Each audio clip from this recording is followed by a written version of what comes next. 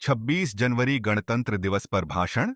आदरणीय प्रधानाचार्य जी, माननीय शिक्षकगण और मेरे प्रिय साथियों, आप सभी को मेरा सादर नमस्कार।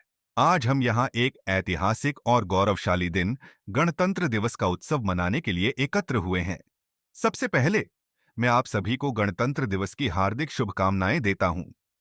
यह दिन न केवल हमारी आजादी और लोकतंत्र का प्रतीक है, बल्कि यह हमें हमारे देश के गौरवशाली इतिहास, हमारी समृद्ध संस्कृति और हमारे संविधान की महानता की याद दिलाता है।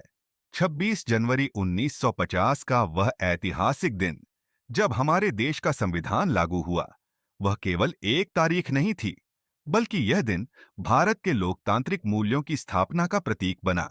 इस दिन भारत ने खुद को एक संपूर्ण गणराज्य घोषित किया। हमारे संविधान, जिसे डॉ. भीमराव अंबेडकर की अध्यक्षता में तैयार किया गया, ने हमें अधिकार और कर्तव्यों का एक ऐसा ढांचा दिया जिसने हमारे देश को एक मजबूत और प्रगतिशील राष्ट्र बनने में मदद की।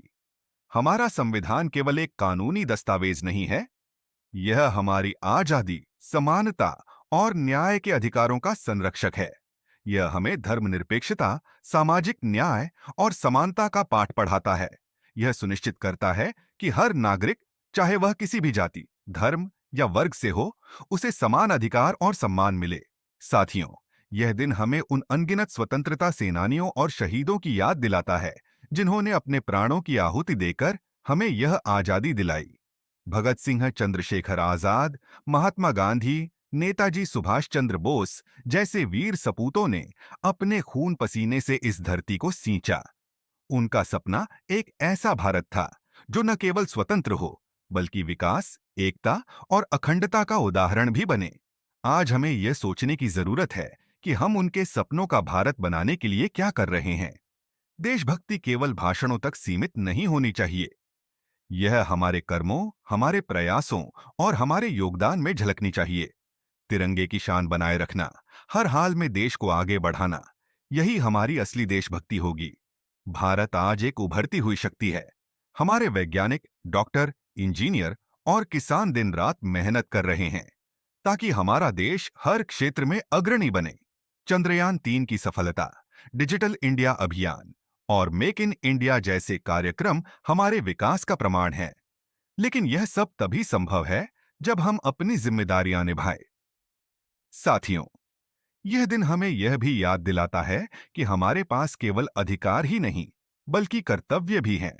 हमें अपने समाज और देश को बेहतर बनाने के लिए प्रयास करना चाहिए। हमें शिक्षा को अपनी सबसे बड़ी ताकत बनाना चाहिए, क्योंकि शिक्षा ही वह माध्यम है जिससे हम अपनी और देश की प्रगति कर सकते हैं।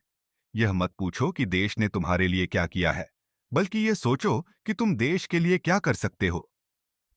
आज इस पावन अवसर पर आइए हम सब यह संकल्प लें कि हम एक जिम्मेदार नागरिक बनेंगे। हम अपने संविधान के आदर्शों का पालन करेंगे और अपने देश को विकास और समृद्धि के नए आयामों तक पहुंचाएंगे। अंत में मैं अपनी बात को इन पंक्तियों के साथ समाप्त करना चाहूंगा। जहां हर घर तिरंगा लहराए, जहां हर दिल में देशभक्ति गहराए। आओ मिलकर बनाई ऐसा हिंदुस्तान जो दुनिया के हर कोने में सिर उठाए। धन्यवाद। जय हिंद। वंदे मातरम।